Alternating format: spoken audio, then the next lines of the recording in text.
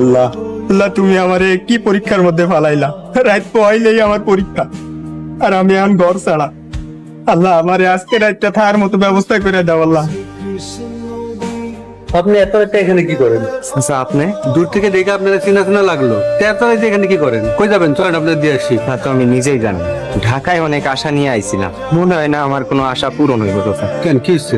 তাছাড়া রাত পোহালেই আমার মেডিকেলের ভর্তি পরীক্ষা। যে বাড়িতে থাকতাম ওইখান থেকে আমার এত রাইতে বের করে দিচ্ছে। আমি যে এত রাইতে কই যামু কই থাকমু কিছু বুঝতাছি না। আল্লাহর দুনিয়ায় আল্লাহ কোনো না কোনো একটা ব্যবস্থা করে রাখছে।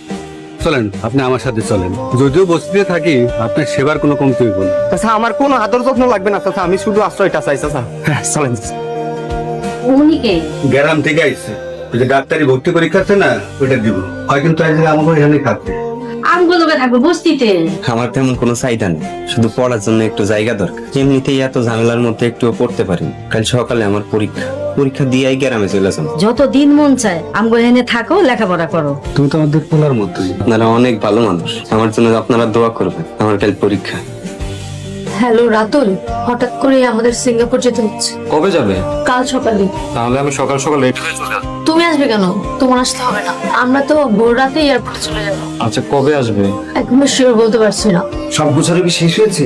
হ্যাঁ ড্যাডি, সব গোছানো কমপ্লিট। অফিসে কিন্তু তার লাগানো হয়ে গেছে। এতগুলো লোকদেরকে ঠকে আমরা কি পালিয়ে যাব? হ্যাঁ যাবো, আমরা যা করছি নিজেদের ভালোর জন্য করছি। কিন্তু রাতুল তো আমাকে সত্যিই ভালোবাসে। এইসব মিথ্যে আবেগ দিয়ে জীবন চলে না।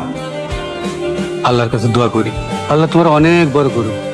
প্রত্যেকটা ঘরে যেন তোমার মতো পোলা জন্ম নেয়। আমি মন থেকে দোয়া করতেছি, তুমি একদিন এই শহরের সেরা ডাক্তার হইবা। আমি আমার সাধ্য মতো চেষ্টা করি। কাল রাইতে যদি আপনি আমার এই উপকারটা না করতেন, আজকে আমি পরীক্ষা দিতে পারতাম।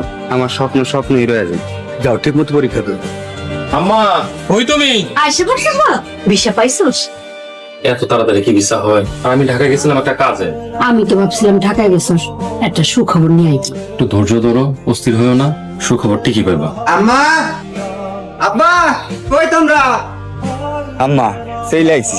হাড়ের মতো চিল্লাইতেছিস কেন? তুই যে আইছো সেটা তো আমরা দেখতাছি। না, অনেকদিন হইলো সবাইরে দেখি না তো, তাই। তুই কেমন আছোস? তোর ভিসার খবর কি? ভিসা হয়ে যাবো। আর তুমি এত তাড়াতাড়ি ঢাকা থেকে চলে আসলা কেন? পরীক্ষা তো শেষ, রেজাল্ট দিতে তো কিছুদিন সময় লাগবে। একেবারে ডাক্তার হইয়া সাত মুখটাই দেখাইতে আইতি, এখন আবার আইতে গেলি কেন? আমার ঢাকায় থেকে কি করুম? ঢাকায় থাকতে যে খরচ, তাই চলে আইছি। ঢাকায় থেকে টাকা পয়সা কামাই করতি, আল্লাহ না করুক যদি ডাক্তারিতে চান্স পাইয়াই যাস, তাইলে লেখাপড়া করতে টাকা পয়সা লাগবো না? তুই আবার মনে করিস না তোর পড়ালেখার খরচ আমরা দিব। আম্মা, এইটা তুমি কি কও? রাতুল আর কলির পড়ার খরচ তো তোমরাই দিছো, আমারটা দিলে কি ক্ষতি? তুমি আমাদের সাথে তুলনা করতেছো? আরে তুমি ভুলে যাও কেন? তুমি আমাকে সৎ ভাই। আমার আম্মাই